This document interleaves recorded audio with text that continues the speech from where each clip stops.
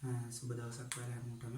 අද ඔයගොල්ලෝ applied class එකට එකතු වෙන්නේ අලුත් පාඩමකින්. අපි මේ දක්වා කතා කළා සරලරේඛී චලිතය කියන පාඩම. අද ප්‍රක්ෂිප්ත කියන අලුත් පාඩම පටන් ගමු. අපි බලමු අද පළවෙනි දවසේ ඉඳන් ප්‍රක්ෂිප්තයක් කියලා කියන්නේ මොකක්ද? ප්‍රක්ෂිප්ත වලින් හදන්න පුළුවන් මූලික ගණිත ගැටලු ටිකක් හඳලා ප්‍රක්ෂිප්ත කියන්නේ මොකක්ද කියලා මතක් කරගෙන ඉස්සරහා ක්ලාස් වලදී අමාරු ගැටලු වලට යන්න.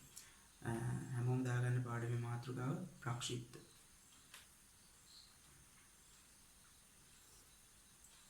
හරි.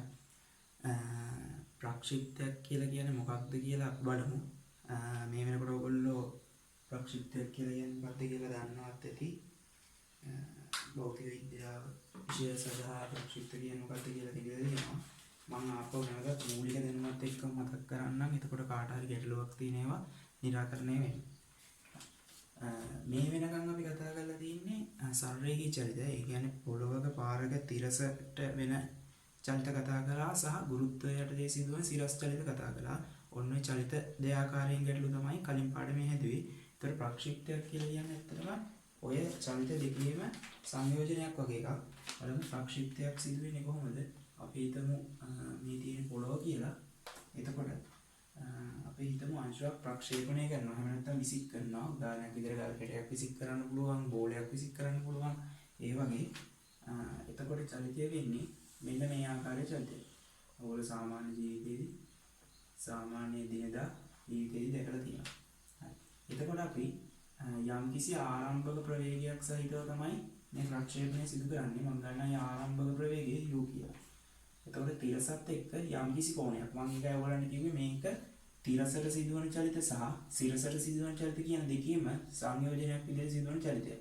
ඒ කියන්නේ සම්පූර්ණයෙන් තිරස්මත් නෙමෙයි, සම්පූර්ණයෙන් සිරස්මත් නෙමෙයි. තිරසට යම්කිසි ආනතියක් සහිතව තමයි චලිතය සිදුවෙන්නේ. ඊට පස්සේ මේ සම්පූර්ණ චලිතය පොළොවට සිදුවන චලිතයක් අපි දන්නවා මේක ගුරුත්වජ ත්වරණයට යටතේ සිදුවන චලිතයක්. ඒතර ගුරුත්වජ ත්වරණය යටතේ සිදුවන චලිතයක් මම ඉස්සරහදී කියන්නම් මේක කොහොමද වෙන්නේ කියලා. එතකොට මම ගන්නම් මෙයා යන සම්පූර්ණ දුර. එයාට අපි කියනවා තිරස් පරාසය කියලා. මම මේ නම් ටික ඉස්සරහට දෙන්නම්. මෙයා නගින උපරිම උස. හරි. එයා කැපිටල් H කියලා ගන්නම්. සම්පූර්ණ මේ ප්‍රක්ෂිප්තයට මේ කියන්නේ මෙන්න මේ A කියන ලක්ෂයේ ඉඳන් B කියන ලක්ෂයට ගිහිල්ලා ඊට පස්සේ C කියන ලක්ෂයට එන්න ගත වෙන සම්පූර්ණ කාලය කැපිටල් T කියලා නම් ගන්නවා. හරි. එතකොට බලන්න මේ චලිතය වෙන්නේ කොහොමද කියලා බලන්න. දැන් මේ චලිතය මම කිව්වා ඔයගොල්ලන්ට සම්පූර්ණයෙන් සිරස්ව සිදුවන චලිතයකුත් නෙමෙයි, සම්පූර්ණයෙන් තිරස්ව සිදුවන චලිතයකුත් නෙමෙයි. එතකොට අපි මේ චලිතය සිදු වෙන්නේ කොහොමද කියලා විශ්ලේෂණය කරද්දී අපි මේක චලිත දෙකකට කඩාගෙන සිදු කරමු. u කියලා කියන්නේ ආරම්භක ප්‍රවේගය. අපි දන්නවා ප්‍රවේගය කියලා කියන්නේ දෛශිකයක්. ඕනම දෛශිකයක් ලම්බක දිශා දෙකකට විභජනය කරන්න පුළුවන්. ඕනම දෛශිකයක් ලම්බක දිශා දෙකකට විභජනය කරන්න පුළුවන්. එහෙනම් මම මුලින්ම මෙන්න මේ u කියන එක තිරස් හා සිරස් කියලා ලම්බක දිශා දෙකකට විභජනය කරගන්නවා. අපි දන්නවා තිරස් සහ සිරස් අතර කෝණය අංශ 90යි ලම්බක දිශා දෙකක්. එතකොට මම මේ ප්‍රවේගය මේ දිශා දෙකට විභජනය කරගන්නවා. එතකොට u කියන ප්‍රවේගය θ කෝණයකින් විභජනය වෙනාම තිරස් ප්‍රවේග සංරචකය වෙනවා මට u cos θ කියලා. ඒ වගේමයි සිරස් ප්‍රවේග සංරචකය වෙනවා u sin θ කියලා. හරි. මම මේ ප්‍රක්ෂිප්තයක් කියලා කියන්නේ මොකක්ද කියලා විශ්ලේෂණය කරන්න ලේසි වෙන තමයි තිරසට සහ සිරසට මේ ප්‍රවේගය විභේදනය කරගන්නේ. දැන් මගේ තිරසට θ කෝණයකින් ආනත ප්‍රවේගයක් නැහැ. ඒ වෙනුවට මම හදාගෙන තියෙනවා තිරස් ප්‍රවේග සංරචකයක් u cos θ කියලා, සිරස් ප්‍රවේග සංරචකයක් u sin θ කියලා. දැන් අපි බලමු මේ තිරස් ප්‍රවේග සංරචකයේ කොහොමද චලිතය පුරා වෙනස් වෙන්නේ? සිරස් ප්‍රවේග සංරචකයේ කොහොමද චලිතය පුරා වෙනස් වෙන්නේ කියලා. හොඳට බලන්න. ගුරුත්වජ ත්වරණය යටතේ තමයි මේ සම්පූර්ණ ප්‍රක්ෂිප්තය සිදු වෙන්නේ. නැත්නම් හිතන්න ගල් කැටයක් විසික් කරනවා, බෝලයක් විසික් කරනවා කියලා. හරි. එතකොට ගුරුත්වජ ත්වරණය යටතේ සිදුවන චලිතයක්. අපි මුලින්ම ගමු තිරස් ප්‍රවේග සංරචකයේ වෙනස් වීම. දැන් බලන්න ප්‍රවේගයේ තියෙන තිරසට. ප්‍රවේගයේ තියෙන තිරසට ගුරුත්වජ ත්වරණය තියෙන්නේ ඊට ලම්බකව. තිරසට සිදුවන කිසිම චලිතයක් සඳහා ගුරුත්වජ ත්වරණය බලපාන්නේ නැහැ. පැහැදිලි? තිරසට සිදුවන කිසිම චලිතයක් සඳහා ගුරුත්වජ ත්වරණය බලපාන්නේ නැහැ. මොකද ත්වරණය තියෙන්නේ චලිත සිදුවන දිශාවට ලම්බකව. එහෙනම් මේ u cos θ කියන එක්කෙනාට මේ g ගෙන් බලපෑමක් නැහැ. වෙන කිසිම බාහිර බලපෑමකුත් නැහැ. ආරම්භක තිරස් ප්‍රවේග සංරචකයේ u cos θ ඒකට වෙන කිසිම බාහිර බලපෑමක් නැහැ. එහෙනම් කාලයත් එක්ක ටිකෙන් ටික කොහොම ගියත් මෙයාගේ මේ ප්‍රවේගය වෙනස් වෙන්නේ නැහැ. මොකද වෙනස් වෙන්න කිසිම බලපෑමක් නැහැ. මොකද ගුරුත්වාකර්ෂණ ත්වරණයේ තියෙන්නේ දෙලින්ම තිරස් ප්‍රවේගයට ලම්බව.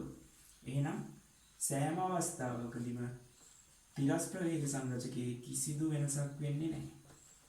එහෙනම් ප්‍රක්ෂේපය අවසන් කරන මොහොතේ තිරස් ප්‍රවේග සංරචකයේ u cos θ. එහෙනම් මුළු ප්‍රක්ෂේපය පුරාවටම තිරස් ප්‍රවේගයේ වෙනස් වීමක් සිදු වෙන්නේ නැහැ. දැන් අපි බලමු සිරස් ප්‍රවේගය.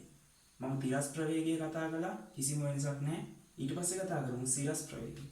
සිරස් ප්‍රවේග සංරචකයේ u sin θ පටන් ගන්නවා ආරම්භක සිරස් ප්‍රවේග සංරචකය.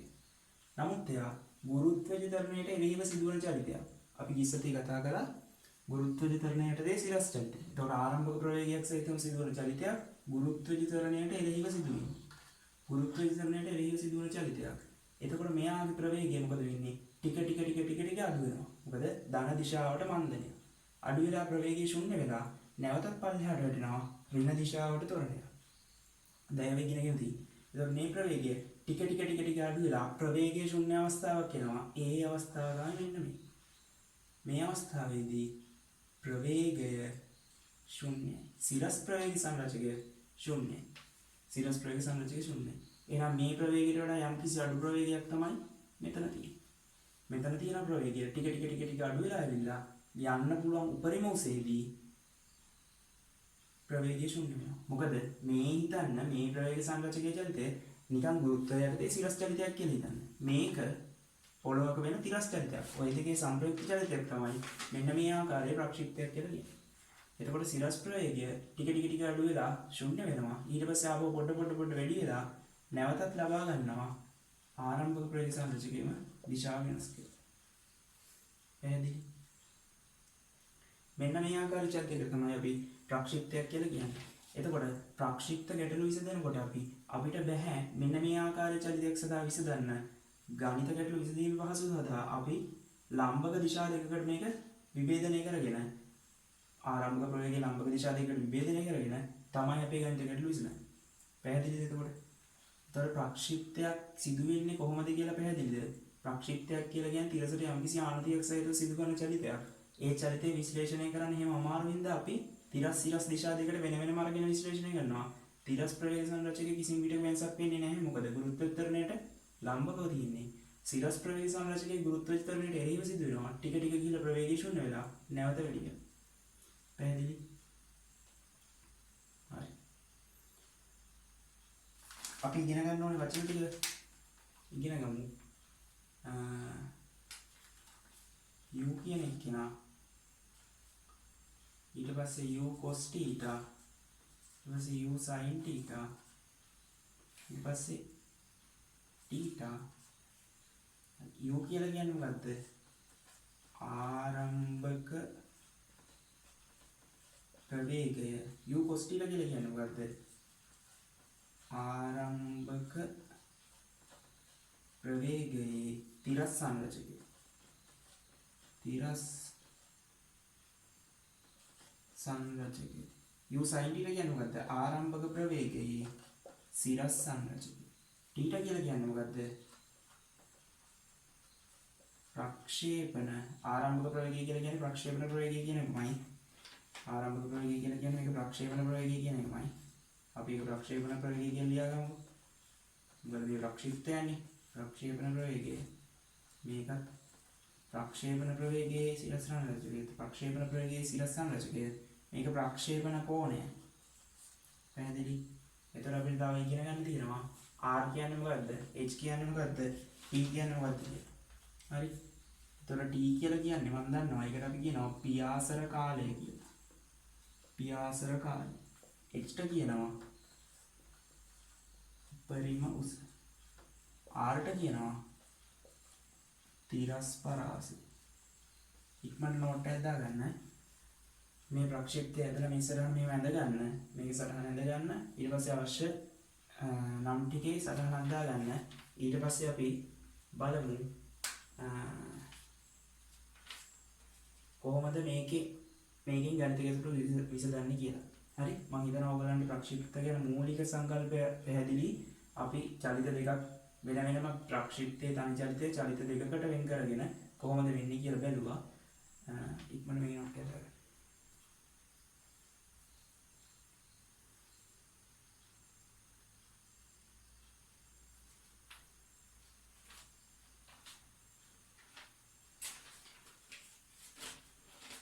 හරි.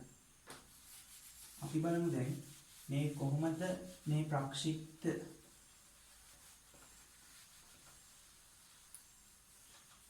මම දැන් මේකේ සංප්‍රේරක දත්ත ටික මකා ගන්නවා.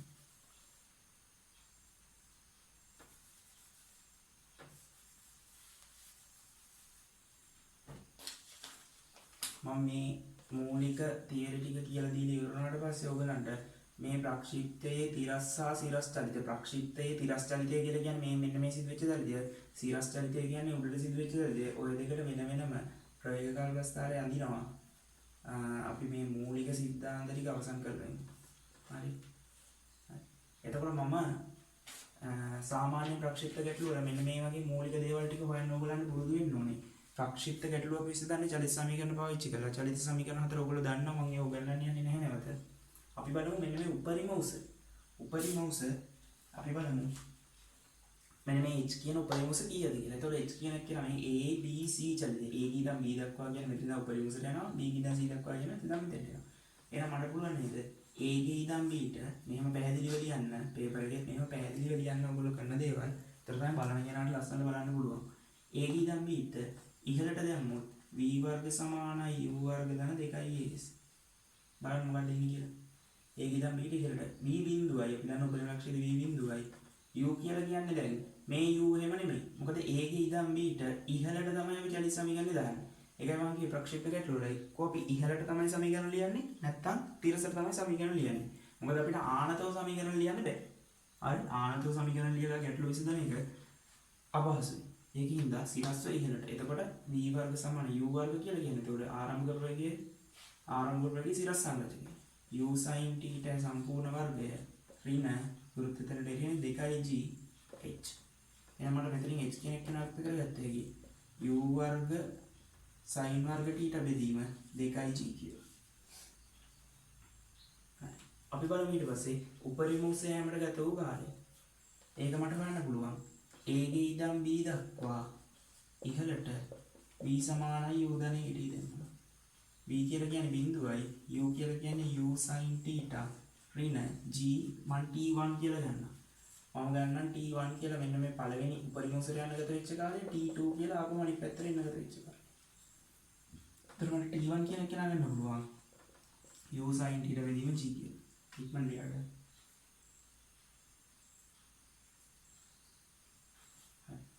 ඊට පස්සේ මම බලමු පියාසර කාලයම සම්පූර්ණ පියාසර කාලයම කියන්නේ මොකක්ද කියලා. සම්පූර්ණ පියාසර කාලයම කියන්නේ මොකක්ද කියලා. හරි, සම්පූර්ණ පියාසර කාලයම කියලා කියන්නේ සම්පූර්ණ a ඉඳන් c දක්වාම සිදුවන චලිතය. එහෙනම් මට a ඉඳන් c දක්වා සිදුවන සම්පූර්ණ චලිතයට පුළුවන් ඉහළට s සමානයි ut ධන භාගයයි at වල කියලා. බලන්න එතකොට a ඉඳන් c දක්වා කියන්නේ නැවත එකම තිරස් මට්ටමකට වෙමිලා එන s බිඳුවයි. u කියලා කියන්නේ u sin θ. t කියලා කියන්නේ සම්පූර්ණ කාලයනේ. ඒ කියන්නේ කැපිටල් T. t ඍණ භාගයයි. මොකද g කියන්නේ වෘත්තයට එරෙහිව t කැපිටල් T වර්ගය. හරි. මේකෙන් t කියන එක්කෙනා බිඳුවට අසමානයි. මොකද යම් කිසි උත්තරයක් එන්න ඕනේ, යම් කිසි කාලයක් ගත වෙනවානේ. ඒකින්ද එක t එකක් කපන්න පුළුවන්. මෙන්න මේවා පැහැදිලිව ලියන්න. u sin θ ඍණ g බෙදීම 2t. එහෙනම් මෙතනින් t යුක්ත කළාම මොකක්ද එන්නේ? 2u sin θ බෙදීම g. ඔයගොල්ලන්ට මතක නම් t1 කියන එක්කෙනාට ආවේ u sin θ බෙදීම g. එහෙනම් t2 කියන කැපිටල් T 2u sin θ බෙදීම g කියන එක්කෙනා ආවනම් ඒ කියන්නේ මොකක්ද වෙලා තින්නේ? නොකියම් වෙලා තින්නේ මොකද්ද? t1 සමානයි t2 සමානයි u sin θ බෙදීම g වෙනවා. පැහැදිලි? ඒ කියන්නේ මොකද්ද? a ඉඳන් b ට යෑමට ගත වෙන කාලය සමාන වෙනවා b ඉඳන් c ට ගත වෙන c ට ඒමට ගත වෙන කාලය. හරි. එතකොට අපිට කියන්න පුළුවන් සම්පූර්ණ ක්‍රියාසර කාලය සමානයි 2t1 එහෙම නැත්නම් 2t2. පැහැදිලි? බලන්න.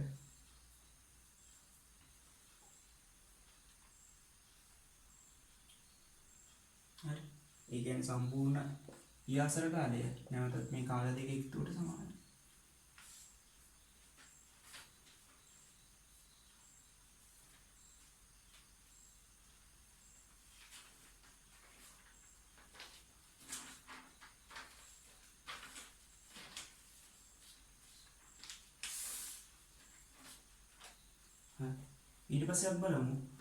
ඊට පස්සේ අපි බලමු දැන් අපි හෙව්වා උපරිම උසේ හෙව්වා උපරිම උසේ යෑමට ගත වන කාලය T1 හෙව්වා T2 තේයගේ මේ කියලා ගත්තා. ඒකෙන් සම්පූර්ණ පියාසර කාලයත් වෙලා තින්නේ. දැන් අපි බලමු මේ ප්‍රවේගයෙන් හෙව්වට පස්සේ මෙතනදී ලබා ගන්න ප්‍රවේගය. එතනදී කලින් ප්‍රවේගයම ලබා ගන්න ඕනේ. එතනදී කලින් ප්‍රවේගයම ලබා ගන්න ඕනේ කියලා දැන් ඔයගොල්ලෝ දන්නවා. මම කියලා දීපු හින්දා. නමුත් අපි බලමු මොකක්ද එන්නේ කියලා. දැන් මේ ආරම්භක ප්‍රවේග සංරචකයේ තියෙන මෙතන u cos θ u cos θ වෙනසක් වෙන්නේ නැහැ. ඒක අපි දන්න මූලධර්මයක්, සරල මූලධර්මයක්. මෙතනත් u cos θ මෙතන වෙනසක් වෙන්නේ නැහැ. හරි. දැන් අපි හොයන්න හදන්නේ සීරස් ප්‍රවේග සංරචනය. මොකද මේ සීරස් ප්‍රවේගය යනවා මෙහෙම කියලා මෙහෙම වෙලා යම් කිසි ප්‍රවේගයක් එනවා මෙතන. අපි ඒක v කියලා ගමු. හරි. ඒක හොයන්න පුළුවන් මට. a ඉඳන් c ට ඉහළට v සමානයි යොදන්නේ t දැම්මා. සම්පූර්ණ a ඉඳන් c චලිතයටම ඉහළට දාන්න. ඒ කියන්නේ මෙන්න මේ ප්‍රවේග සංරචක වලින් තමයි දාන්නේ. සීරස් ප්‍රවේගය මට වැඩක් නැහැ. v කියලා කියන්නේ මොකද්ද? ඍණ v. මොකද ඉහළටනේ දාන්නේ. මෙයා ඍණ v. අවසානයේ මෙයා ආරම්භය u sin θ ඍණ g. එතන මොකක්ද ඉන්නේ? මෙතෙන්ට ඉන්නේ පියාසර කාලය කැපිටල් T. හරි. මම දැන් v නේ හොයන්න ඕනේ. v කියන එක නවත්ත කළොත්. එතකොට එනවා gt ඍණ u sin θ. හරි. t කියන එක අපි කලින් හොයාගත්තා. 2u බෙදීම g sin θ කියලා. වාරයක් ආපහු g එකක් තියෙනවා ඍණ u sin θ. එහෙනම් මොකද්ද v කියන එක නෑනේ. g ට g කියපුවා 2u sin θ u sin θ ගියාම ආපහු එනවා u sin θ කියලා. පැහැදිලි? ඒ කියන්නේ නැවතත් මේකත් u sin θ කියලාමයි ඔප්පු වුණා. හරි.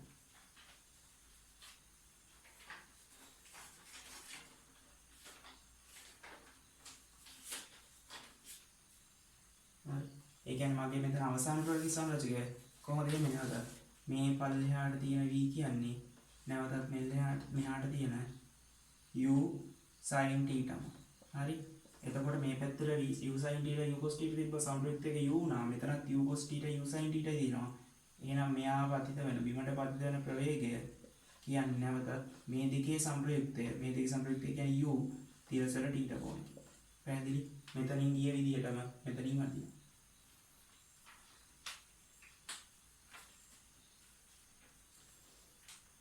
හරි. ඊළඟට අපි බලමු කොහොමද මෙයාගේ තිරස් පරාසය කියලා.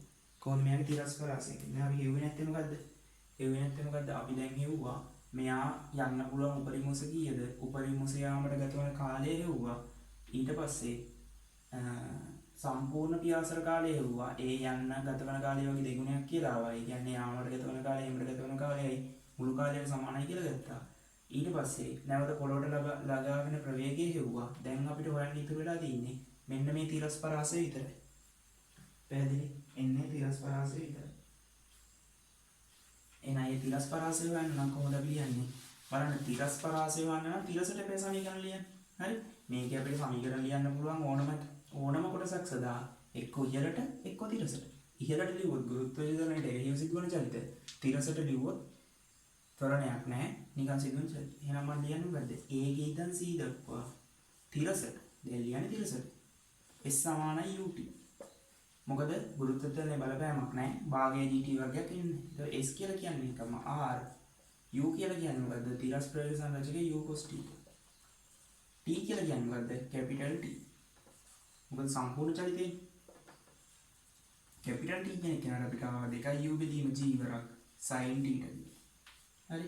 දැන් ඔක සුළු කරගත්තොත් අපිට ලියන්න පුළුවන් u වර්ග බෙදීම g 2 cos θ sin θ 2 sin θ cos θ කියන එක මම දන්නවා sin 2 θ කියලා. එහෙනම් තිරස් පරාසයට ආව සමීකරණය. තිරස් පරාසයට ආව සමීකරණය ගියාට. දැන් මම මේකෙන් විශේෂ දෙයක් ඔයගලන්ට අරගෙන පෙන්නන්න හදන්නේ මෙන්න මේ තිරස් පරාසය. එකම තිරස් පරාසය ලබා දෙන ප්‍රක්ෂේපණ කෝණ දෙකක් තියෙනවා කියලා පෙන්නන්න හදන්නේ. මේ බලන්න. එකම තිරස් පරාසයේ තියෙන ප්‍රක්ෂේපණ කෝණ දෙක. r සමානයි අපිට එකක් තියෙනවා u වර්ග බෙදීම g sin 2 θ කියලා. මම ඕක පොඩ්ඩක් වෙනස් කරගන්නවා. මේ බලන්න මට මෙහෙම කරන්න පුළුවන් නේද කියලා. sin phi ඍණ 2t කියලා හදාගන්න පුළුවන් නේ ඕක. phi ඍණ 2t කියලා කියන්නේ ආපහු sin 2t තමයි. හරි. කියන්නේ මේක සමානයි මේකට. දැන් මම කරන්නේ මෙතනින් දෙකේ ඉලක්කමක් එළියට ගන්නවා. කොතනින්ද දෙකේ ඉලක්කමක් එළියට ගන්නෙ? මෙතන මුලින් දෙකේ ඉලක්කමක් එළියට ගන්නවා. හරි. sin එතකොට මෙතන 2යි දෙකේ ඉලක්කම එළියට ගත්තොත් ආපහු මොකක්ද දෙන්නේ? phi බෙදීම 2 ඍණ t. මෙන්න මේ කොටස සුළු වුණාම මේ බලන්න දෙකෙන් සුළු වුණාම අපෝ phi හැදෙනවා. අපෝ දෙකෙන් වුණා 2t හැදෙනවා. හරි. දැන් බලන්න. දැන් ඔය ප්‍රකාශන තුනම සමානයි. මේ ප්‍රකාශනයම තමයි මේ ලිවි. මේ ප්‍රකාශනයම තමයි දෙකේ ඉලක්කමක් එළියට ගන්න මේ ලිවි. මේ බලන්න u වර්ග බෙදීම g sin 2t. හරි. දෙකේ ඉලක්කමක් තියෙනවා t කියන එක නා කොට කරනවා. මේ බලන්න මෙතන u වර්ග බෙදීම g sin 2t. u වර්ග බෙදීම g sin 2 90 ට. එහෙනම් මොකද වෙලා තියෙන්නේ? එකම තිරස් පරාසයට තියෙනවා එකම ප්‍රකාශන දෙකක්. එහෙනම් මේක එකම තිරස් පරාසය වෙන්න නම් මොකද මේ තිබ්බ සමීකරණයම මම චුට්ටක් වෙනස් කළේ. මේ සමීකරණයම මම චුට්ටක් වෙනස් කළේ. කිසිදු වෙනසක් කළේ නැහැ. පදවල වෙනසක් කළේ. එහෙනම් මේ සියලුම දේවල් සමාන වෙන්න නම් මෙන්න මේ θ සහ 90 ඍණ θ කියලා කියන කෝණ දෙකකින් යවුවා එකම ප්‍රක්ෂිප්තය වෙන්න ඕන. පැහැදිලි? එහෙනම් ඔය 90 ඍණ θ ආ තිරස් පරාසය ලබා දෙන එකම ආ තිරස් පරාසය ලබා දෙන්නේ මේ. එකම ආ තිරස් පරාසය ලබා දෙන්නේ මේ එකම ප්‍රක්ෂිප්තයෙන්. හරි. එකම ප්‍රක්ෂිප්තය සඳහා එකම තිරස් පරාසය ලබා දෙනවා. හරි.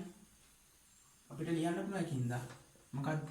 එකම තිරස් පරාසය ලබා දෙන කෝණ දෙකක් පවතී.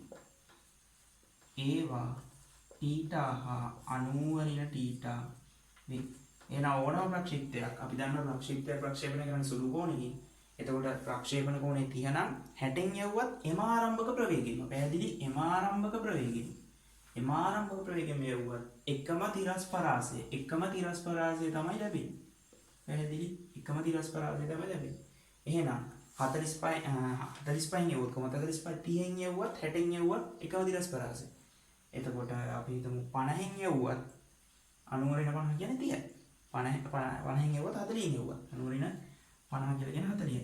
එහෙනම් θ යම් කිසි අගයක් තියෙනවා නම් 90න් එම අගය අඩු කරපු කෝණයෙන්ම එම ආරම්භක ප්‍රවේගයෙන් මේ වන සියලුම ප්‍රක්ෂිප්ත වලට එකම තිරස් පරාසය ලබා ගන්න පුළුවන්. පැහැදිලි? ලියන්න. ඊට පස්සේ මම ওই සමීකරණයෙන් ගන්න පුළුවන් තවත් වැදගත් දෙයක් කියලා දෙන්න. හරි. මම මේ ලියා ගන්න කියන වෙලාවට වීඩියෝ එක පොඩ්ඩක් නවත්තලා ලියා ගන්න. හරි. එතකොට r සමානයි u වර්ග බෙදීම g sin 2t කියන ප්‍රකාශනය අපි ගත්තා. පැහැදිලි? දැන් ඕකේ බලන්න. අපි බලමු යන්න පුළුවන් උපරිම තිරස් පරාසය කොහොමද කියලා එන්නේ. ඒ කියන්නේ r කියන එක්කෙනා උපරිම වෙන්න ඕන. එතකොට මේ u කියන එක්කෙනාව අපිට වෙනස් කරන්න බෑනේ. යා ආරම්භක ප්‍රවේගය ඒගොල්ලෝ අපි දෙන ප්‍රවේගයකින් මේ පෑවන්න. g කියන ගුරුත්වාකර්ෂණය වෙනස් කරන්නත් බෑ. මෙන්න මේ sin 2t කියන පදේ විතර වෙනස් කරන්න පුළුවන්. එහෙනම් r උපරිම විට මොකද්ද වෙන්න ඕනේ? sin 2t කියන පදේ උපරිම වෙන්න ඕනේ.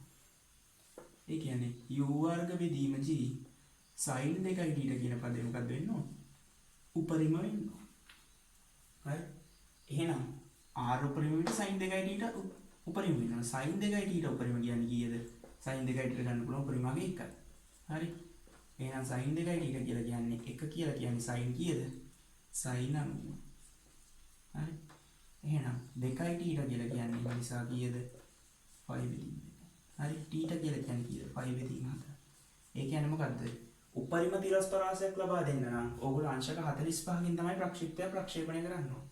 ඒතර අදින් පස්සේ ගාලක් හරි බෝලයක් විසික් කරනවා නම් යන්න පුළුවන් උපරිම දුර යවන්න නම් අංශක 45කින් තමයි ඕගොල්ලෝ යවන්න. පැහැදිලි? එතකොට බලන්න ප්‍රක්ෂිප්ත වල ඉගෙන ගන්න ඕනේ මූලික දේවල් ටික, මූලික තියරි ටික තමයි ඉගෙන ගත්තේ. ප්‍රක්ෂිප්තයක් කියන්නේ මොකක්ද කියලා ඉගෙන ගත්තා. තිරස් සහ සිරස් චලිත දෙකකදී වෙන වෙනම. අපි බැලුවා උපරිම උස හොයන්නේ කොහොමද? උපරිම උසට යන කාලය හොයන්නේ කොහොමද? කාල දෙක සමානයි කියලා පෙන්නලා සම්පූර්ණ ප්‍රක්ෂිප්ත පියාසර කාලය මෙහෙව්වා. ඊට පස්සේ අවසන් ප්‍රවේගය නැවතත් ආරම්භක ප්‍රවේගයට සමානයි කියලා පෙන්නුවා. ඊට පස්සේ වැදගත්ම කරුණු ටිකකට ගියා තිරස් පරාසයට ප්‍රකාශනයක් කරගෙන.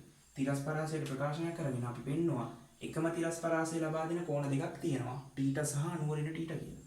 සහ ඒත් එක්කම පෙන්නනවා උපරිම තිරස් පරාසයක් ලබා ගන්න නම් අංශක 45කින් යවන්න. මේ තියෙන්නේ මූලික સિદ્ધාන්ත ටික. මේ තියෙන්නේ ප්‍රක්ෂිප්ත වල මූලික સિદ્ધාන්ත ටික.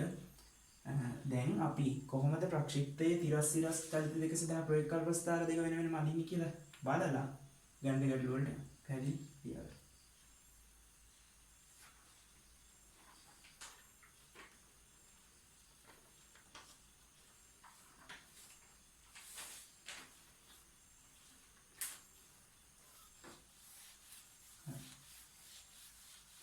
අපි බලමු කොහොමද මේ ප්‍රක්ෂිප්තයේ සිරස් ප්‍රවේග සංරචකය වෙනස් වෙන්නේ කියලා. කාලය සමග. පැහැදිලි? මේ ප්‍රක්ෂිප්තයේ සිරස් ප්‍රවේග සංරචකය කාලය සමග වෙනස් වෙන්නේ කොහොමද කියලා. බලන්න කොහොමද වෙනස් වෙන්නේ? අපි වැදගමු මේක අපි මුලින් අදිමු සිරස් ප්‍රවේග සංරචකය. සිරස් ප්‍රවේග සංරචකය. හරි? සිරස් ප්‍රවේග සංරචකය කියලා කියන්නේ මේ ඉහළට සිදුවන චලිතය. ආපහු පල්ලෙහාට එන්නේ u sin θ.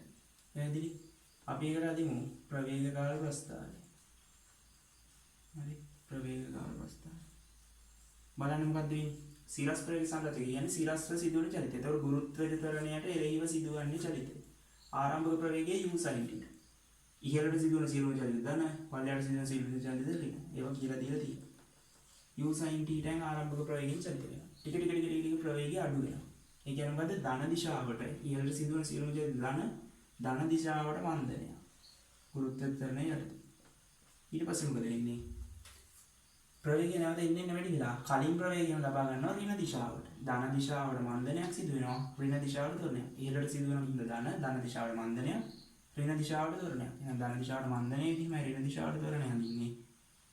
මේ ගත වෙන කාලෙම සමානයි කියලා අපි දැන් ගත්තා. මොකද මේ කාලය t1 කියලා අපි හොයාගත්තා. මේ කාලය t2 කියලා අපි හොයාගත්තා. අවසන් ප්‍රවේගයක් නැවතත් මෙම ප්‍රවේගයමයි කියලා හොයාගත්තා. හරි? මේක ඍණ u sin θ. පැහැදිලි? එකම ආනතිය ගුරුත්ව ත්වරණයකදී සිදුවෙන්නේ. ඔන්න ඔය තියෙනවා මේ චලිතයේ සිරස් ප්‍රවේග සංරචකය. අපි ඔකත් එක්කම බලමු. තිරස් ප්‍රවේග සංරචකය. තිරස් ප්‍රවේග සංරචකයට මොකද වෙන්නේ බලන්න. මේ ප්‍රවේග කාල ප්‍රස්ථාරය අපි අදින්නේ තිරස් ප්‍රවේග සංරචකයට. බලන්න තිරස් ප්‍රවේගය මොකද වෙන්නේ? u cos θ වෙනසක් වෙන්නේ නැහැ. u cos θ නැවතත් මෙතනත් u cos θ. ඇයි ඒ? ගුරුත්ව ත්වරණයට ලම්බව සිදුවන්නේ කිසිදු වෙනසක් වෙන්නේ නැහැ. එහෙනම් u cos θ කියලා තියෙන ප්‍රවේගයෙන් චලිතය ඉවර වෙනකන් දිගටම සිදු වෙනවා. ඒ කියන්නේ මේ t1 කාලය t1 කාලය t2 කාලය t1 t2 සමානයි. u cos θ කියන්නේ එකම චලිතය. දැන් මේ තියෙන්නේ a කියන තැන මෙතන, b කියලා කියන්නේ යන්න පුළුවන් උපරිම තැන, c කියලා කියන්නේ ආපහු නැවත පැමිණෙන. a කියලා කියන්නේ ආරම්භක තැන, වෙනසක් නැහැ. b වලදීත් ඒකමයි, c වලදීත් ඒකමයි. එහෙනම් ප්‍රක්ෂිප්තවල මූලික સિદ્ધාන්ත ටික ඔන්න ඔය ටිකයි. ඒතකොට ප්‍රක්ෂිප්තයක් කියලා කියන්නේ මොකක්ද කියලා දුන්නා. අපිට අලුත් වචන ටිකක් ආවා. ඒ ටික මොනවද කියලා දුන්නා. ප්‍රක්ෂිප්තයක අපිට සාමාන්‍යයෙන් හොයන්න දෙන්නේ මොනවාද සහ සරල ප්‍රක්ෂිප්තයේ ඒ දත්ත ටික ඇසුරෙන් ගන්න පුළුවන් දේවල් ගැන කතා කළා. ඊට පස්සේ සිරස් ප්‍රවේග සංරචකය සහ තිරස් ප්‍රවේග සංරචකයට වෙන වෙනම ප්‍රස්ථාර හැන්දා. අපි දැන් ගැටළු වලට යමු. මේක නොට් එකක් දාලා.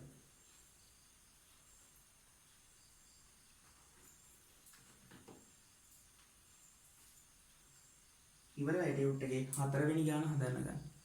ඉවරයි ටියුට් එකේ 4 වෙනි ගාන හදන්න ගන්න.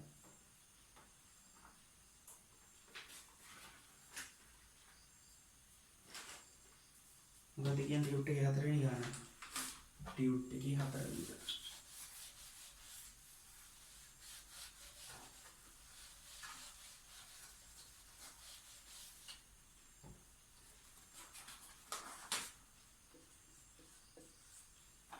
ටියුට් එකේ 4 වෙනි ගාන මොකද කියන්නේ? ප්‍රක්ෂේපණ කෝණය තිරසට ඇල්ෆා ලෙස u ප්‍රවේගයකින් වස්තුව ප්‍රක්ෂේපණය කරන ලැබේ. ප්‍රක්ෂේපණයෙන් d කාලයකට පසුව ප්‍රවේගය චලනය වන දිශාවත් ගණනය කරනවා. තිරසට ඇල්ෆා කෝණකින් ප්‍රක්ෂේපණයක් සිදු වෙනවා. තිරසට ඇල්ෆා කෝණකින් දල රූප සටහනක් දාගන්න. ඔබ දල රූප සටහනක් දාගන්න අනිවාර්යෙන් ඇප්ලයිඩ් ගණන් වල දල රූප සටහනක් දාගන්න.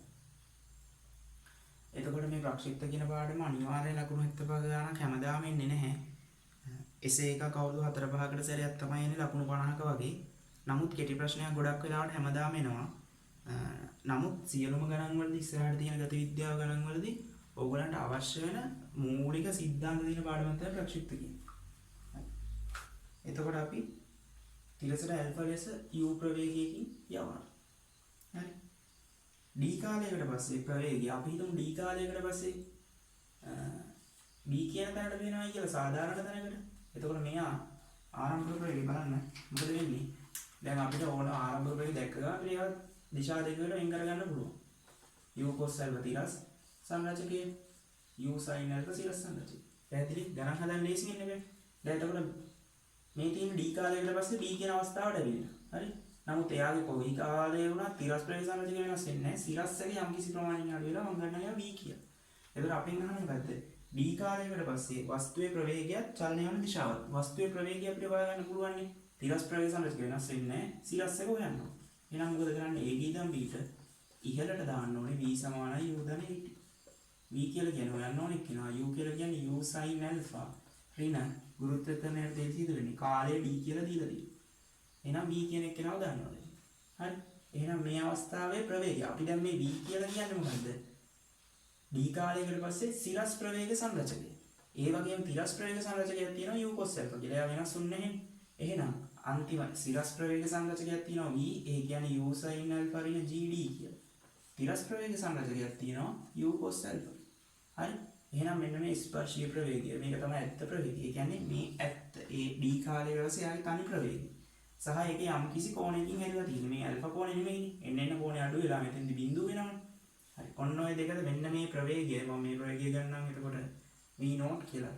ඔන්න ඔය v0 සහ t තමයි ඔයගොල්ලන්ගෙන් අහලා තියෙන්නේ. d කාලයකට පස්සේ ප්‍රවේගයයි චලනය වන දිශාව. චලනය වන දිශාව කියන්නේ මේක. හරි. සරලවම කිව්වොත් ඔන්න තමයි හදන්නේ. දැන් අපි දන්නවා සිරස් ප්‍රවේග සංරචකයක් දන්නවා, තිරස් ප්‍රවේග සංරචකයක් දන්නවා. එහෙනම් මට v0 හොයන්න බැරිද? කොහොමද v0 හොයන්නේ? මෙයාගේ වර්ගය දාන මෙයාගේ වර්ගය වර්ගමූලය. හරි. u sin alpha ඍණ gd කියන එක්කෙනාගේ සම්පූර්ණ වර්ගය දාන ඕගොල්ලෝ සුළු කරන්න u cos alpha සම්පූර්ණ වර්ගයේ වර්ගමූලය. මේක සුළු කරන්න. ඒක සුළු කරාම එනවා අපේ d කාලයකට පසු ප්‍රවේගය. ප්‍රවේගයේ සිරස් සංරචකය කියලා හුවනම් මේක තිබ්බාම ඇති. හරි. නමුත් ප්‍රවේගය කියලා හනින්ද සිරස් එකේ තිරස් එකේ සම්ප්‍රයුක්තය ගන්නවා. සහ චලනය වන දිශාව. චලනය වන දිශාව කියලා කියන්නේ මෙන්න මෙතන තමයි දැන් ඔය θ කියන කෝණේ තියෙන්නේ. මේ ලකුණු කරපුවා. මේ තියෙන u cos alpha තිරස් සංරචකයේ සිරස් සංරචකයේ මේ. මේක තමයි වින්නෝ. හරි. ඒක තමයි මම මෙතන ආපහු ඇදලා තියෙන්නේ. දැන් θ හොයන්නේ කොහොමද? tan θ ගත්තා නම් හරි. tan θ කියලා කියන්නේ මොකද්ද? සම්මුඛ පාද බෙදීම, බද්ධ පාදේ. ඒ කියන්නේ සම්මුඛ පාද කියන්නේ u sin alpha ඍණ gd, බද්ධ පාදේ කියලා කියන්නේ මොකද්ද? u cos alpha. හරි. එහෙනම් θ කියලා කියන්නේ tan inverse u sin alpha ඍණ gd බෙදීම u cos alpha. පැහැදිලි? ලියාගන්න. ලියාගෙන ඉවරයි. 6 වෙනි ගණනද?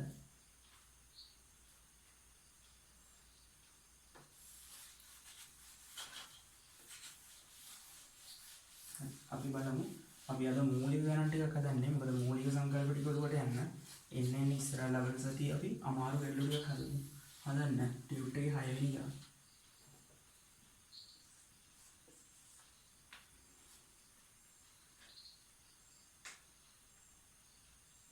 තිරස සමග ඇල්ෆා කෝණයක් සාදන මූල දෙකයි v ප්‍රවේගයෙන් ප්‍රක්ෂේපණය කරන ලද වස්තුවක් නගින උපරිම උස සහ උපරිම උස නැගීමට ගත වන කාලය සොයන්න.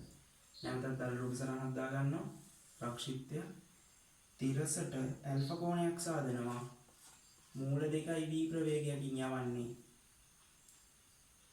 උපරිම උස සහ උපරිම උස නැගීමට ගත වන කාලය. උපරිම උස මම ගන්නම් h කියලා ගත වන කාලය හොයන්න. එතකොට ඒකේ ඉඳන් මේ අවස්ථාවේදී මොකද වෙන්නේ? මේ අවස්ථාවේදී සිරස් ප්‍රවේගයක් නැහැ, තිරස් ප්‍රවේගයක් විතරයි තියෙන්නේ. b. හරි. එතකොට අපිට පුළුවන් මේකත් මොකද කරන්න පුළුවන්? අපිට විභේදනය කරගන්න පුළුවන්. තිරස් ප්‍රවේග සංරචකය මූල 2යි v වර cos alpha. සිරස් ප්‍රවේග සංරචකය මූල 2යි v වර sin alpha. මේ අවස්ථාවේදී තියෙන්නේ මූල 2යි v cos alpha විතරයි. තිරස් ප්‍රවේග සංරචකය වෙනසක් වෙන්නේ නැහැ. සිරස් ප්‍රවේග සංරචකය ශුන්‍යයි උපරිම උසේදී. අපෙන් අහන්නේ මොකද්ද? උපරිම උසයි අපෙන් අහන්නේ උපරිම උසයි නැගීමට ගත වන කාලය. උපරිම උස ගන්න පුළුවන් දැන් මට. a ගේ ඉඳන් b ට දානවා ඉහළට v වර්ග සමානයි u වර්ග දාන 2as. හරි. v කියන්නේ බිඳුවයි u කියලා කියන්නේ දැන් මේ සිරසට ඉහළට දානකොට ඉහළට චරිත විතරයි අවශ්‍ය. තිරස්සේ වැඩක් නැහැ. හරි. ආරම්භක ප්‍රවේගයේ මූල 2v sin alpha සම්පූර්ණ වර්ගය ඍණ 2යි ගුරුත්වාකර්ෂණයට එරෙහිව g හොයන්න ඕනේ h. මෙතනින් h කියන එක නම් නිකන් මුක්ත කරලා දෙවි. මූල 2 වර්ගය කියලා කියන්නේ 2යි v වර්ග sin වර්ග alpha බෙදෙන්න ඕනේ ආපහු මේ 2යි g. එහෙනම් අවසන් උත්තරේ මට එනවා v වර්ග sin වර්ග alpha බෙදීම g කියලා.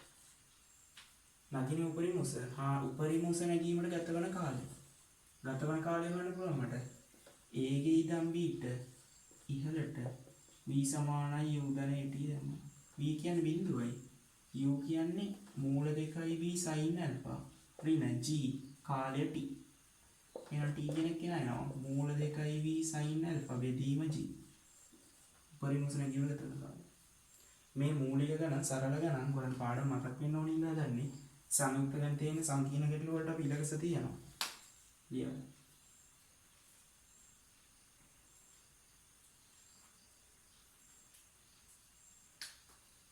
ඉවරයි.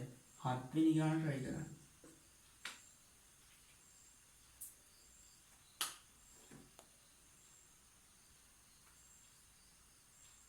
හරි බලන්න.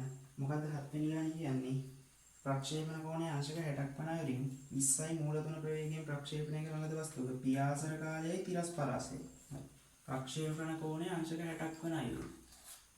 හරි. ප්‍රක්ෂේපණ කෝණයේ අංශක 60ක් වන අයුරින්. ප්‍රක්ෂිප්තයක් ප්‍රක්ෂේපණය කරනවා ප්‍රක්ෂේපණ කෝණයේ අංශක 60ක් වන අයුරින්. 20යි මූල 3යි ආරම්භක ප්‍රවේගයේ පියාසර කාලයේ තිරස් පරාසය යන්නේ. පියාසර කාලය කියලා කියන්නේ සම්පූර්ණ චලිත කාලය කැපිටල් T. තිරස් පරාසය කියලා කියන්නේ R. හරි. ඔන්න ඔය දෙක මගෙන් ගන්න. එතකොට අපි දන්නවා ගාන හදන්න පටන් ගන්න කලින් අපි හිතමු අවසන්ගේ B කියලා. 20යි මූල 3 යවනවා නම් ආරම්භක තිරස් ප්‍රවේග සංරචකයේ 20යි මූල 3යි cos 60යි. මේවම ලියන්න පුරුදු වෙන හැම අවස්ථාවෙම ඉහළට 20යි මූල 3යි sin 60යි. ඕක අනිවාර්යයෙන් රූප සටහනියම ඉඳගන්න. එතකොට ගාන හදන්න ලේසි. දැන් අපිට අවශ්‍ය තිරස් පරාසය සහ පියාසර කාලය. මම පියාසර කාලය මුලින් හොයාගන්නම්. මට පුළුවන් ඉහළටම ut ධන මේ සමීකරණ එකපාරට මෙහෙම ගන්නේ කොහොමද කියලා ඕගොල්ලන්ට ප්‍රශ්නයක් තියෙනවා නම් මම මුල සිද්ධාන්ත ලියන තැන බලන්න මුලින්ම අපි තියරි කියලා දීපු තැන මම අර මං හෙව්වා නේද මේ මෙන්න මේ ප්‍රකාශන ටික බලන්න මේ ප්‍රකාශන වලට දාලා තියෙන සූත්‍ර. ඒතර ඕගොල්ලන්ට පියාසර කාලය ගන්න ඕන නම් දාන්න ඕනේ මේ සූත්‍රය. හරි. මේක පොඩ්ඩක් ඔළුවේ තියන්න. රේස් කියන්නේ බිඳුවයි. මේක 20යි මූල 3යි sin 60යි u t ඍණ g බෙදීම 2යි t වර්ගය. මේකෙත් මොකද්ද? t කියන එක කෙනා බිඳුවට සමානයි 1 t එකක් කපලා දාතේ. හරි. එතකොට t කියන එක කෙනාට උත්තර වෙනවා 1 t එකක් කැපුණාම මේක 2 බෙදීම g වාරයක්. මෙන්න මේ 20යි මූල 3යි sin 60 කියලා කියන්නේ මොකද්ද? මූල 3 බෙදීම 2යි. හරි. මම g සමානයි 10යි කියලා මේ ගාන විතරක් ගන්නම්. ඒතකොට මේක 10යි. ඔයගලන්ට ඇප්ලයිඩ් ඥානෙ සාමාන්‍ය දීලා නැත්තම් ගන්න එපා. ඔයගලන්ට g වලින් උත්තර ලියන්න දෙයි. මේකේ g කියන්නේ 10යි. 2යි 20 නම් 20 20 කැපුණා මූල 3යි කියලා කියන්නේ 3යි. 3 වරක් 2 6යි. කියන්නේ තප්පර 6යි. ඊට පස්සේ අහනවා අපිට තිරස් පරාසය. දැන් මම දන්න මුළු කාලේ තප්පර 6යි කියලා. මට ඕනේ r කීයද කියලා හොයාගන්න. කොහොමද r කීයද කියලා හොයන්නේ? r කියන්නේ තිරස් එකක්. එහෙනම් අනිවාර්යෙන් දාන්න ඕනේ a ගිනම් b ට තිරසට s සමානයි ut. s කියලා කියන්නේ හොයන්න ඕනේ r. u කියලා කියන්නේ 20යි මූල 3යි cos 60. දැන් t කියන එක නා හොයාගත්තා අපි තප්පර 6යි කියලා. 20යි මූල 3යි cos 60 කියන්නේ භාගයයි තප්පර 6යි. ඒතර r කියන එක නම් මොකද වෙන්නේ? 10යි 60යි මූල 3යි මීටර වෙනවා. මම හදන්නේ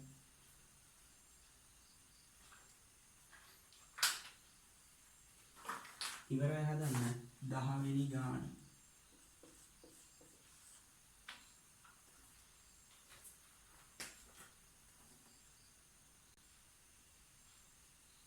බලමු 10 වෙනි ගාන. මොකද කියන්නේ අංශුවක් 30යි ms ඍණයක ප්‍රවේගයෙන් තිරසට අංශක 30කින් පොළොව මත සිට ප්‍රක්ෂේපණය කරනවා.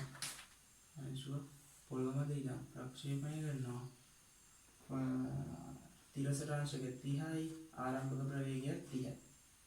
හරි. තප්පරයකට පස්සේ ප්‍රවේගයයි vtමයි ගමන් මගේ හැරී ඇති කෝණය හා. හරි. මේ જાතියම ගානක් අපි කලින් හදුවා. කියගන්නවා අපි හිතමු තප්පරයකට පස්සේ මෙතන තියෙන්නේ කියලා d කියන අවස්ථාව කියලා. එතකොට 30යි මේ පැත්තට එන්නේ මොකද්ද? 30යි cos 30යි. සිරස් ප්‍රවේග සංරචකය 30යි sin 30යි. හරි. තප්පරයකට පස්සේ තිරස් ප්‍රවේග සංරචකයේ වෙනසක් වෙන්නේ නැහැ 30යි cos 30යි. සිරස් ප්‍රවේග සංරචකය මම ගන්නවා v කියලා. හරි. එතකොට මේ අවස්ථාවේ තියෙනවා යම් කිසි කෝණයක් මෙන්න මේ ඇත්තම ප්‍රවේගයක v නෝට් කලින් ගන්න වගේමයි මේ කෝණය මම ගන්නවා θ කියලා. මේ කෝණය මම ගන්නවා θ කියලා. පැහැදිලි? හරි දැන් අපෙන් අහන්නේ මොකද්ද? තප්පරයකට පස්සේ අංශුවේ ප්‍රවේගය. එහෙනම් කලින් වගේම තමයි මේ v නෝට් තමයි අහන්නේ. එහෙනම් මම v හොයා ගන්න ඕනේ. ඒකේ ඉඳන් v ට මට පුළුවන් ඉහළට v සමානයි u ධන at දාන්න. v හොයන්න ඕනේ u කියන්නේ 30යි sin 30යි. ඍණ මම මේ ගාන්ධි ගන්න g සමානයි 10යි කියලා. හරි. එතකොට ඍණ 10යි t කියලා කියන්නේ තප්පරයයි. sin 30 කියලා කියන්නේ කීයද? sin 30 කියලා කියන්නේ භාගයයි. එහෙනම් 30 බෙදෙන එක 15 ඍණ 10යි. v කියලා කියන්නේ 5යි ms නේ. පැහැදිලි? එහෙනම් මොකද වෙන්නේ? සිරස් ප්‍රවේග සංරචකයේ 5යි තිරස් ප්‍රවේග සංරචකයේ වෙනසක් වෙන්නේ 30යි cos 30යි. cos 30 කියලා කියන්නේ මූල තුන බෙදීම දෙකයි. ඒ කියන්නේ 15යි මූල 3යි. හරි. ඔන්න ඔය දෙකේ සම්ප්‍රයුක්තය තමයි v නෝට් කියලා කියන්නේ. ඒ අවස්ථාවේ තිරසත් එක්ක ඕනේ තමයි ඊට. එහෙනම් මට v නෝට් කියන එක කියලා දැන් හොයද ඇයි?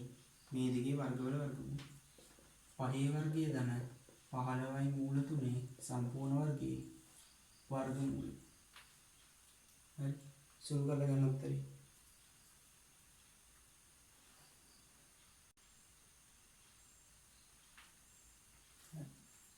සුළු කරන්න. v නෝට් සමානයි. මෙතනින් එනවා 25ක්, මෙතනින් එනවා 225 වරක් 3 සම්පූර්ණ මූලය. 25ක් එළියට ගත්තා. ඒතර 5 වෙනවා. මූලය ඇතුලේ ඉඳලා 1 දාන මෙතන 25ක් ආවට පස්සේ 225 බෙදුනම 9යි. 9 වරක් 3. v නෝට් කියලා කියන්නේ 5යි මූල. මේක කියලා 28. 28 ආපහු ගන්න පුළුවන්. 4 ඉලක්කමක් එළියට ගත්තා හැකි. ඒ කියන්නේ 4 ඉලක්කම එළියටදී 2 වෙලා ඉන්නේ. මේ 10යි ඇතුලේ ඉඳලා මූල 7. මේක තමයි තප්පරයකට පස්සේ ප්‍රවේගය. හරි ඊට පස්සේ අපි ගන්න ඕනේ මොකද්ද? කෝණය. වීඩියෝ පොඩ්ඩක් නවත්තලා ලියා ගන්න. හොයන්න ඕනේ මොකද්ද? කෝණය. කෝණය හොයන්න පුළුවන් tan θ කියන එක කියන සමානයි. මොකද්ද? 5 බෙදීම සමුපරිදි බද්ද පදය. 5 බෙදීම 15යි මූල 3. එහෙනම් tan θ කියන එක කියන සමානයි 1 යට 3යි මූල 3. මම මේක මූල 3න් උඩ යටයි දෙකම ගුණ කරන්නම්. හරි මූල 3න් උඩ යටයි දෙකම ගුණ කරනවා. එතකොට මොකද්ද මට එන්නේ? හරි පරිමේය කරගන්න ඕනේ ඉඳ මූල 3යි කියන්නේ කීයද? 3යි 3 වරක් 3 9යි. ආපහු එනවා මොකද්ද මට? මූල 3 බෙදීම 9. හරි. ඒ කියන්නේ θ කියලා කියන්නේ මොකද්ද? tan inverse මූල 3 බෙදීම 9. මේව තිබ්බම ලස්සන. ඊට පස්සේ බලන්න මොකක්ද දීලා තියෙන්නේ? අංශුවේ පිහිටීම හා ගමන් මගේ හැරී ඇති කෝණය. පැහැදිලි? අංශුවේ පිහිටීම කියලා කියන්නේ මොකද්ද? ගමන් මගේ හැරී ඇති කෝණය කියන්නේ පටන් ගන්නකොට අංශක 30ක් තිබ්බේ. අවසන් වෙනකොට අංශක θ. එහෙනම් හැරී ඇති කෝණය කියලා කියන්නේ කීයද? හැරී ඇති කෝණය කියලා කියන්නේ කීයද? පටන් ගන්නකොට තිබ්බේ අංශක 30ක්. අවසන් වෙනකොට තියෙන්නේ θ. එහෙනම් මෙන්න මේ 30න් θ කියන කෝණය අඩු වුණා නම් මෙයා නේද හැරී ඇති කෝණය. හැරී ඇති කෝණය. හැරී ඇති කෝණය කියන්නේ 30න් θ අඩු වෙනවා. හරි. මම හැරී ඇති කෝණය ඇල්ෆා කියලා ගන්නවා. එහෙනම් ඇල්ෆා සමානයි 30 ඍණ θ. හරි. මම දැන් ඇල්ෆාට අගයක් ගන්න ඕනේ. මෙහෙම දීපෙලා θ ට tan inverse වලින් දාලා තියලා හරියන්නේ නැහැ. ලස්සන අගයක් ගන්න ඕනේ. මම මේක දෙපැත්තටම දාන්නම් tan. එතකොට ඉන්නේ මොකද්ද? tan 30 ඍණ θ. හරි. tan alpha සමානයි මේකට මම දන්නවා tan සූත්‍රය. tan a ඍණ tan b බෙදීම 1 ධන tan 30යි tan θ. හරි. සුළු කරන්න.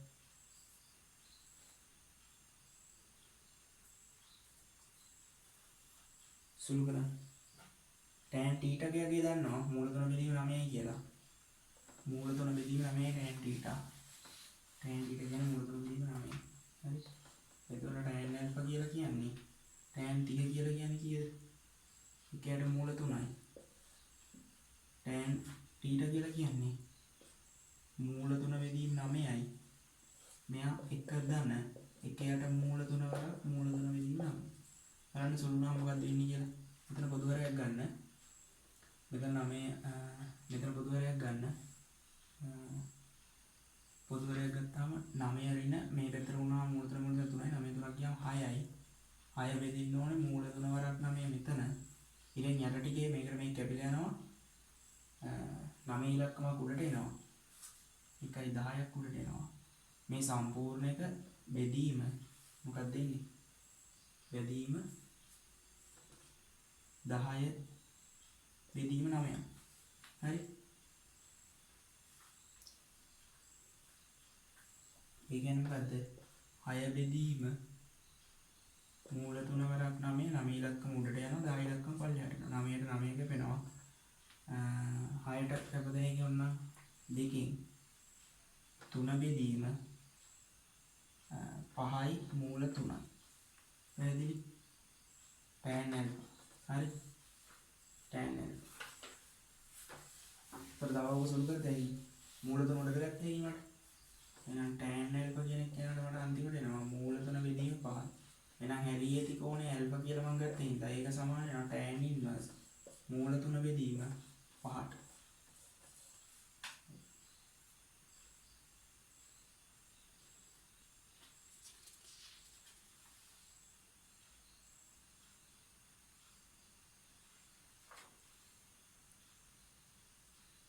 හරි අපි දැන් මොනවද කිව්වේ අපි දැන් හෙව්වා එයාගේ තප්පරයකට පසු ප්‍රවේගය හෙව්වා ඊට පස්සේ එයා දිශාව හෙව්වා ගමන් මගේ හැරී ඇති කෝණය හෙව්වා හරි දැන් අංශුවේ පිහිටීම අපි බලන්න ඕන අංශුවේ පිහිටීම කියලා කියන්නේ මොකද්ද තප්පරයකට පස්සේ එයා කොච්චර තිරස් දුරකින් තියනවද කොච්චර සිරස් උසකින් තියනවද පැහැදිලි මම ගන්නම් එයා තප්පරයකට පස්සේ x කියලා තිරස් දුරක් ගිහිල්ලා y කියලා සිරස් උසක් ගිහිල්ලා හරි එහෙනම් මට පුළුවන් a ගේ ඉඳන් b ට හරි a ගේ ඉඳන් b ට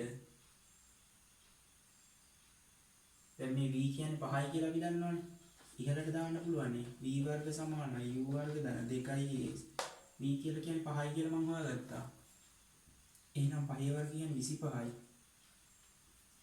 u කියලා කියන්නේ මොකද්ද 30යි sin 30යි කියන්නේ 15යි 15 වර්ගය කියලා කියන්නේ 225යි මම මේක කියන්නම් මේක v කියන්නේ 5 වර්ගය මේක 15 වර්ගය ඍණ 2 වරක් g කියන්නේ 10යි කියලා ගත්තා s කියලා කියන්නේ මේ උස හරි එහෙනම් මට 20යි y කියන එක කෙනා සමාන වෙනවා 15 වර්ගය කියන්නේ 225යි 5 වර්ගය කියන්නේ 25 20යි y කියන එක කෙනා සමාන වෙනවා 200ට එහෙනම් y සමාන වෙනවා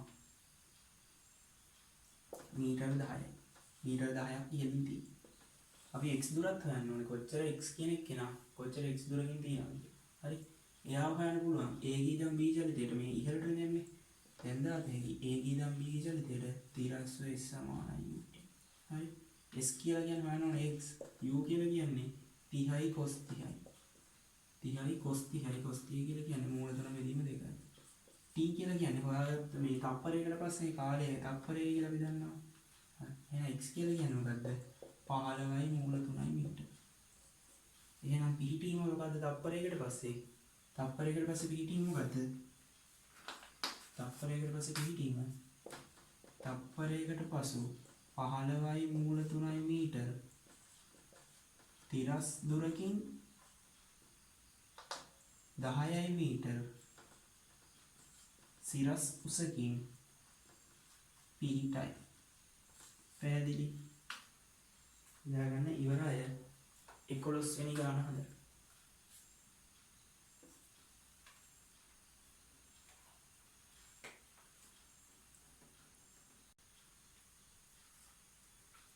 හරි 11 වෙනි ගාන පොඩ්ඩක් තියන්න 11 වෙනි ගාන ඔයගොල්ලෝ ගෙදෙට්ට හදන්න මේ වගේම ගානක් ඒකින්ද අපි එකිනෙකට වෙනස් ගණන් ටිකක් හදමු.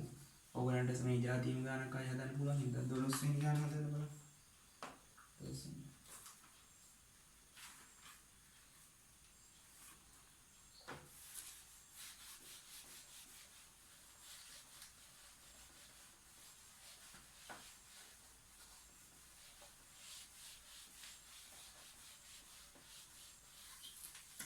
මොකක්ද 12 වෙනි ගාන කියන්නේ? ලම්බ වැවුමක් සහිත 125 මීටර උස කඳු මුදුනක ඉඳන් තිරස් අතර CIMS ශ්‍රේණියක ප්‍රවේගයෙන් වස්තුව ප්‍රක්ෂේපණය කරනවා.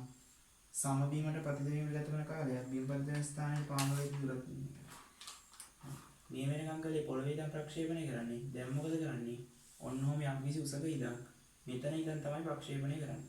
මෙයාගේ උස මීටර 125. CIMS ශ්‍රේණියක ප්‍රවේගයෙන් ආශ්‍රව ප්‍රක්ෂේපණය කරන තිරස්ව.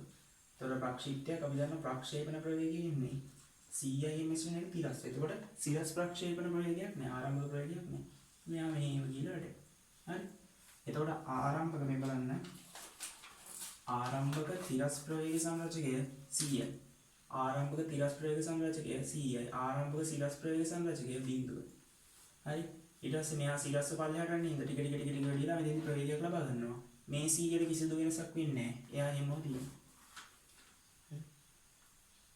මෙතෙන්ට වැටෙන ගත වන කාලයක් වැටෙන තැනට පාමුල ඇති සිට ඇති දුරත් ගන්නවා. අපිට අහන්නේ මේ චලිතය සඳහා මට පුළුවන් එහෙනම් ඒගේ ඉඳන් B ගේ සම්පූර්ණ චලිතය සඳහා මොකද දාන්නේ? S සමානයි. අපි දැන් උස දන්නවනේ. අපි දාමු පල්ලෙහාට S සමානයි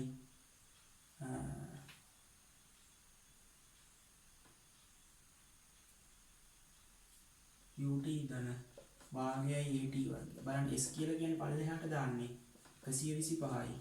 U කියන්නේ ආරම්භක කෙලිම ප්‍රක්ෂේපණය කරන තිරස්ස කියලා දීලා තියෙනවා. තිරස්සට හින්දා ආරම්භක සිරස් ප්‍රවේග සංරචකය ශූන්‍යයි. ඒතකොට සිරස්ස දාන හින්දා මේක යන ශූන්‍යයි. ගුරුත්වතරණය දෙසටම හින්දා මේක ඉන්නේ භාගයයි G කියන්නේ 10යි T වර්ග. දැන් අපිට T වර්ග මෙතනින් හොයාගන්න පුළුවන්. 125 සමානයි 5යි T වර්ග. එහෙනම් T වර්ගය කියන එක්කෙනා සමානයි 25යි. කාලයක් ඍණ වෙන්න බෑ. එම නිසා තප්පර 5යි. තප්පර 5ක කාලයක් තමයි යන්නේ. තව අපෙන් අහනවා පාමුල සිට ඇති දුර. පාමුල සිට ඇති දුර මෙන්න මේ R හොයන්න ඕනේ. දැන් R හොයන්න පුළුවන් මම කාලය දන්නවා. එහෙනම් A ගේ ඉඳන් B ට දානවා. තිරසට S සමානයි U ට. S කියලා කියන්නේ හොයන්න ඕනේ R. U කියලා කියන්නේ ආරම්භක තිරස් ප්‍රවේගය 100යි. කාලය කියන්නේ 5යි. එහෙනම් මීටර් 500ක් දුරින් තමයි මෙයා පත් වෙන්නේ. හොඳයි. ඉවරයි. 15 වෙනි ගාන හොඳයි. ඊළඟට 15 වෙනි ගාන හොඳයි.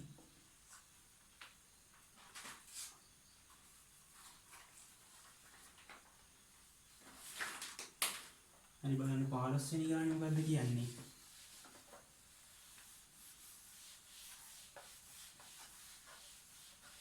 පාලසෙන් ගානේ මොකද්ද කියන්නේ?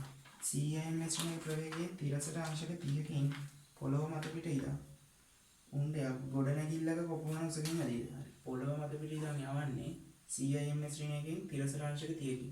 හරි. එයාව වදිනවලු ගොඩනැගිල්ලක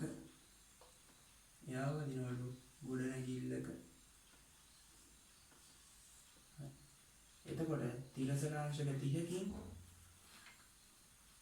CIMS ශ්‍රේණියක ප්‍රවේගයෙන් යවන්නේ ගොඩනැගිල්ල ප්‍රක්ෂේපණ ලක්ෂ්‍යය මීටර් 100ක් ඈතින් පිටයි. මේ දුර අපිට මීටර් 100යි කියලා දීලා තියෙනවා.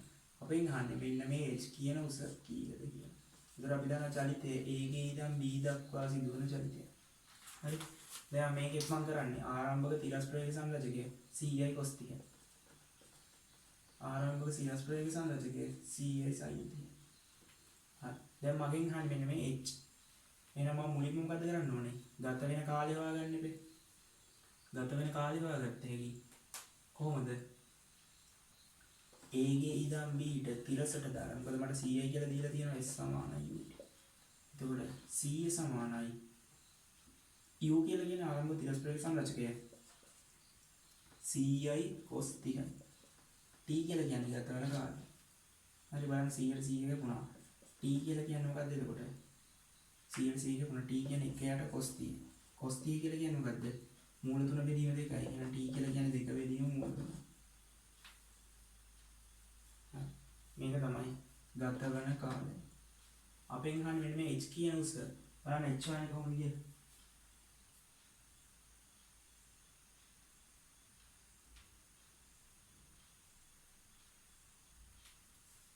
දැන් මම කාලය දන්නවා.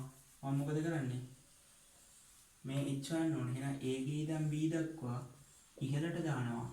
s සමානයි ut ධන භාගය u. s කියලා කියන්නේ හොයන්න ඕනේ h. u කියලා කියන්නේ මොකද? දානමුක සිරස් ප්‍රේක්ෂණ රචකය. ci sin 30යි. ci sin 30යි. t කියලා කියන්නේ හොයාගත්ත කාලය. හරි. t මේක ඍණ g කියලා කියන්නේ මොකද්ද? වෘත්තතරට එළියව සිදු වෙන්නේ. එහෙනම් 10 බෙදීම 2යි කැපිටල් T වර්ගය. හරි. sin t කියලා කියන්නේ භාගයයි. එහෙනම් මෙතන එනවා 50 වරක් කැපිටල් T කියලා කියන හොයාගත්ත 2 බෙදීම මූල 3යි ඍණ මෙතනත් 5 වරක් මෙයාගේ වර්ගයයි. ඒ කියන්නේ 4 බෙදීම 3යි. බලන්න සුළු කරන්න මෙතන එනවා 100 බෙදීම මූල 3ක්. මෙතන එනවා ඍණ 20 බෙදීම 3ක්. හරි. පොදු හරයක් ගමු. මෙතන එනවා 300 ඍණ 20යි මූල 3 බෙදීම 3යි මූල 3. හරි. මේක සුළු කරලා තියන්න. ඒක තමයි අවසාන උත්තර.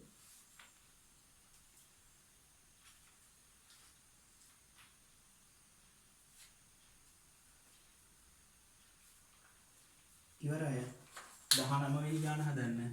19 වෙනි ගාන හදන්න. ඒතකොට මූලික සංකල්ප වලින් හදපු ගණන් ඇති. අද දවසට 19 වෙනි ගාන හදන්න නවත්තමු. එතකොට ප්‍රක්ෂිප්ත කියන්නේ මොකක්ද කියලා ඉගෙන ගත්තා. සහ මූලික ගණිත ගැටලු ටික අපි විසඳුවා. අපි ඊළඟ දවසේ බලමු කොහොමද ඊට වඩා සංකීර්ණ ගණිත ගැටලු විසඳන්නේ කියලා.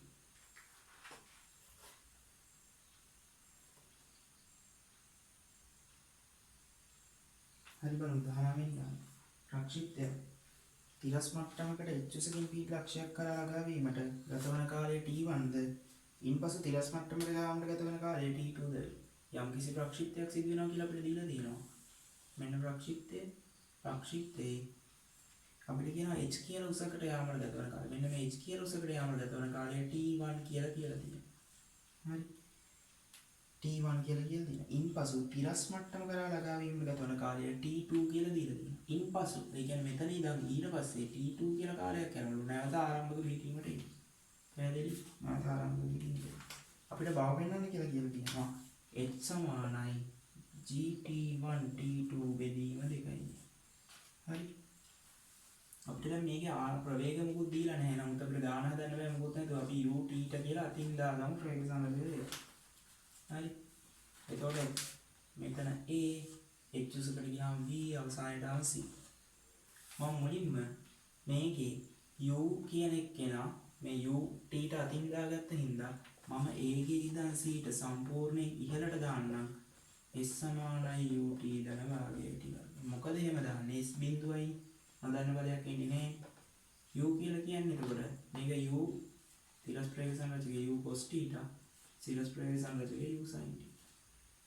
එතන මේක u sin θ t කියලා කියන්නේ සම්පූර්ණ කාලෙනේ. a ගින් c දක්වාම දාන ඉන්න t1 දන t2 ඍණ g බෙදීම 2යි ආයි t කියලා කියන්නේ t1 දන t2 ගේ සම්පූර්ණ වර්ගය. දැන් මේ අවස්ථාවේදී t1 දන t2 අසමානයි බිඳුවයි එක t1 දන t2 එක කපලා දාතේ. එහෙනම් බිඳුව සමාන වෙනවා u sin θ ඍණ g බෙදීම 2යි t1 දන t2. දැන් t1 t2 g දෙකේ ඉලක්කම කියන්නේ ඔක්කොම දත්තනේ. මෙතනින් මම u sin θ කියලා කියන්නේ අපි අතින් දාගත්ත පදයක්. ඒක හොයාගන්න පුළුවන් වුණා. අපි ඒක උත්තර ගත්තොත් ඒකට එනවා g බෙදීම 2 වරක් t1 ධන t2. මොකද අපි අතින් දාගත්ත එක උත්තර ගත්තා. පැහැදිලි? අපිට අවශ්‍ය ගානේ උත්තරයට ප්‍රකාශනයක් තියෙන්නේ. එහෙනම් අපි තව සමීකරණයක් ගන්න බලමු. දැන් මම u sin θ කට ප්‍රකාශනයක් දාමු. ඔයගොල්ලෝ මේ ගණන් හදන්න තනියෙන් try කරලා ඊට පස්සේ වීඩියෝ එක එතන ඉඳන් බලන්න. හරි? ඒක තමයි වටිනම දේ. මොකද ඒක ඔයගොල්ලෝ තනියෙන් හදන්න try කරනවා බැරි දේ නැවත වීඩියෝ එකෙන් ඉගෙන ගන්නවා. හරි.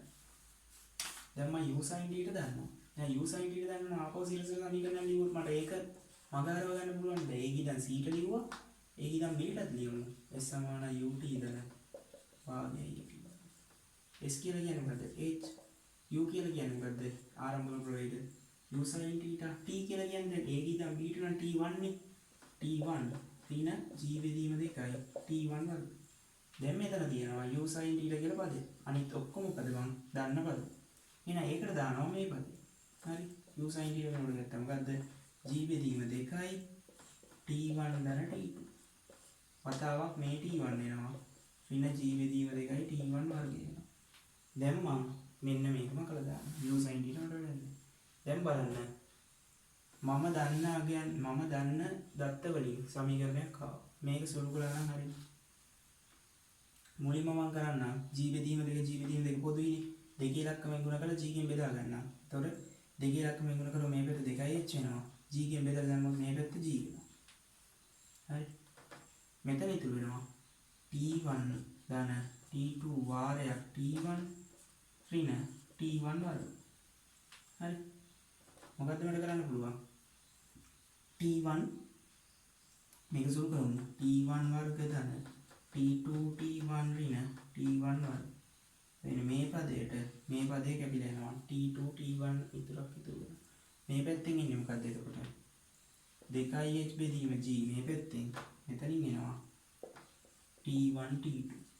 හරි. h කියන එක නවුත් කරන්න ඕනේ. h උක්ත කරාම එනවා g t1 t2 බෙදීම 2යි. අපිට අවශ්‍ය උත්තරේ. බලන්න කල්පනාවෙන් ගණන් හදනකොට කල්පනාවෙන් දල සටහනක් ඇඳගන්න. දල සටහනක් ඇඳගෙන කල්පනාවෙන් සුළු කරන්න අවශ්‍ය සමීකරණ ලියන්න. පැහැදිලි? එතකොට අපි අද දවසේ කතා කරේ මොනවද? ප්‍රක්ෂිප්ත ගැන. ප්‍රක්ෂිප්තයක් කියලා කියන්නේ මොකක්ද කියලා කතා කළා. මූලිකව ප්‍රක්ෂිප්ත වලින් කොහොමද නොදන්න පද ටික හොයන්නේ කියලා කතා කළා. හරි. ඊට පස්සේ සිරස් ප්‍රේක්ෂ සංරචකය සහ තිරස් ප්‍රේක්ෂ සංරචකයට වෙන වෙනම ප්‍රේක්ෂ කල්පස්තරය ඇඳා. ඊට පස්සේ මූලික ප්‍රක්ෂිප්ත ගැටලු ටිකක් විසඳුවා. මම මේ ගැටලු ටික වේගෙන් විසඳුවා. ඔයගොල්ලෝ ටියුට් එකේ ගැටලුව හදලා ඊට පස්සේ බැරි එක වීඩියෝ එකෙන් බලන්න. හරි. එතකොට මූලික ප්‍රක්ෂිප්ත ගැන කතා කරලා ඉවරයි අපි. ඊළඟ දවසේ අපි හම් වෙන්නේ මීට වඩා සංකීර්ණ ගැටලු වලින්. පැහැදිලි? එහෙනම් අපි අදට මේ ක්ලාස් එක නවත්තමු. හැමෝටම සුබ දවසක්.